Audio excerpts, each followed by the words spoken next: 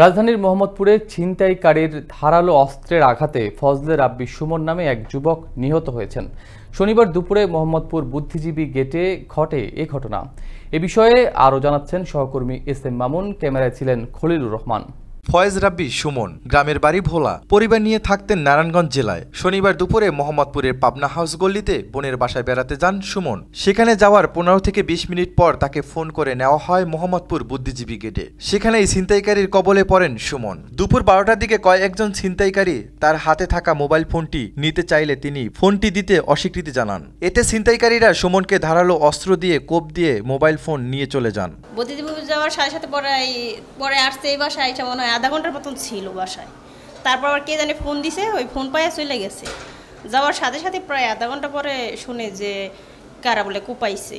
তো ও আগে এখানে 6-7 বছর আগে এখানে থাকতো, এখন ও নারায়ণগঞ্জ থাকে। নারায়ণগঞ্জ থেকে এখানে কালকে বোনের বাসায় বেড়াতে আসছে, আইসা ঘুরতে গেছিল বুদ্ধিজীবী যাওয়াতে কারোর সাথে হাতাহাতি হয়েছে, তখন ওকে চাপাড়ি দিয়ে কোপায়, হসপিটাল নেওয়ার পথে মারা যায়। দুপুরের আগ মুহূর্তে মানে 12টা সাড়ে 12টার দিকে ওর বাসার থেকে বলে খাওয়া দাওয়া করে যাও, পরে বলে না আমি একটু বেরিবান থেকে পরে খাওয়া দাওয়া করবো।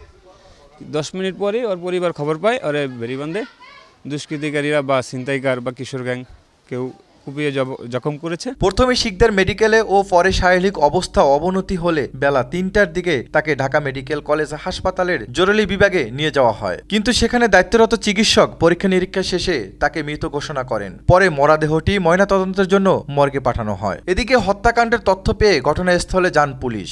এই ঘটনায় 2 জনকে আটক করা হয়েছে বলে জানান মোহাম্মদপুর থানার ভারপ্রাপ্ত কর্মকর্তা আলী ইফতেখার হাসান। গায়েবাজার বুদ্ধিজীবী স্মৃতিসৌধে কারোর জন্য অপেক্ষা করছিলেন, এমন সময় অতর্কিতভাবে আসামি মুন্না এবং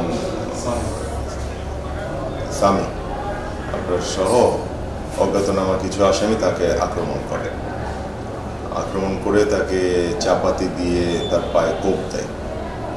চাপাতির কোপটা এত ধারালো মানে গভীর ছিল যে উনি প্রচুর রক্তক্ষরণ হতে থাকে।